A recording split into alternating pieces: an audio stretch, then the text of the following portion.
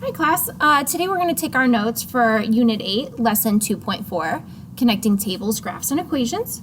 So right now we're looking at how do we match up tables, graphs, and equations. How do we know which ones match up?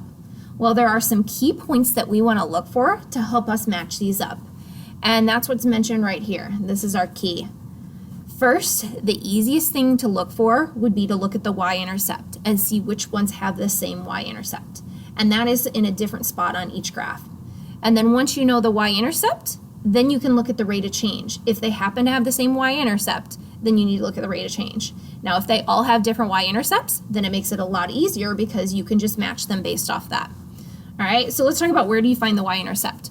Remember, the y-intercept is specifically on the graph, where does it cross the y-axis? So when I look at this graph, I notice this is my y-axis, right? This one's x and this is y. I want to look at where does my line cross the y-axis. So I can see in this graph, it's crossing right there, which is the point over 0, down 1.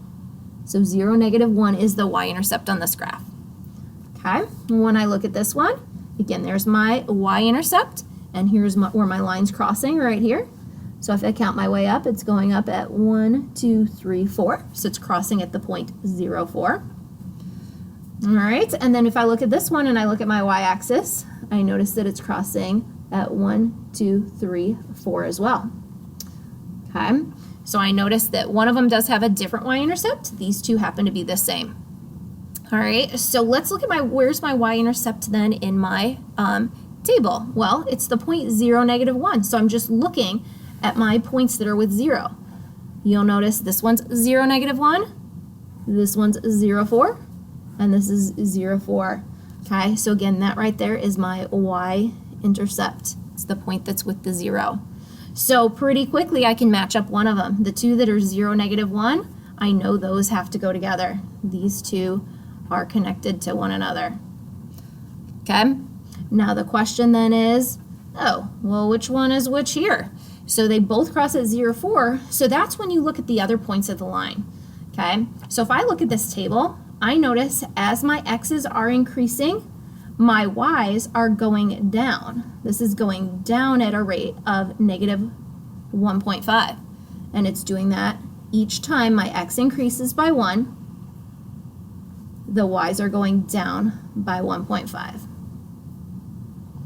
Okay, versus this one, notice each time my x's increase by 1, my y's are not changing at all. I'm adding nothing as it's going up.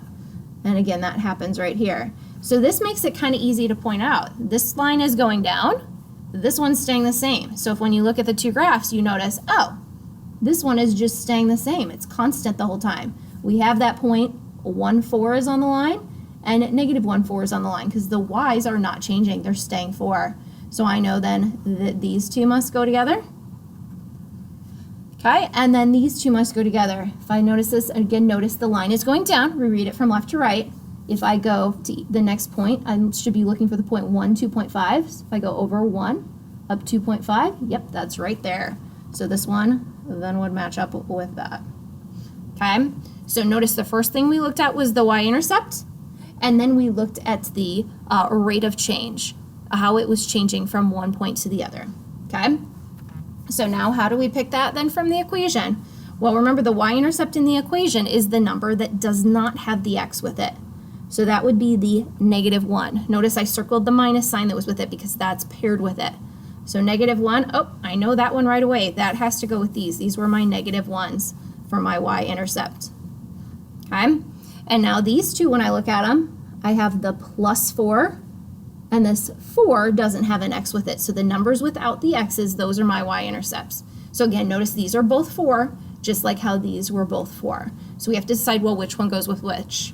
Well, this is a pretty basic equation. Y is just equal to 4. That's the one that's not changing at all. Notice there's no rate of change.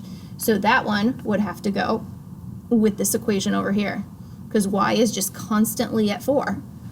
Versus this one was going down 1.5 every time. So if it's going down 1.5, that would be a negative slope. So notice -3 over 2, that's my slope. That matches up with the the rate of change we had here. So it's going down 1.5, this one's going down 1.5, and so is this one. So those would go together. All right. So we have a little table down here just to kind of help you identify some things as you're looking at these. So on a graph,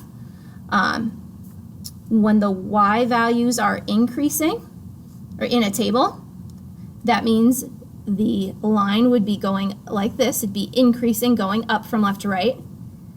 And that coefficient in your equation, the number that's multiplied with the independent variable, that would be positive because it's going up. So that's saying that your rate is positive, makes it go up, which the line would go up. Okay, if you notice in your table that your y's are decreasing, such as this one, the y's were decreasing. So therefore the line should be going down. If you look at the line that we picked, it was going down like this one. And that number multiplied with the independent variable, that was negative. Okay, and when your y values are staying the same, such as this table right here, the y's are always the same, the line's going to look like this. It's going to go straight across. And the coefficient, the number multiplied with the variable, would be 0, meaning there's not going to be any x on there because it would be 0 times that variable, which means you don't need the variable there. All right, so that is making a connection between your tables, graphs, and equations and figuring out which ones match up.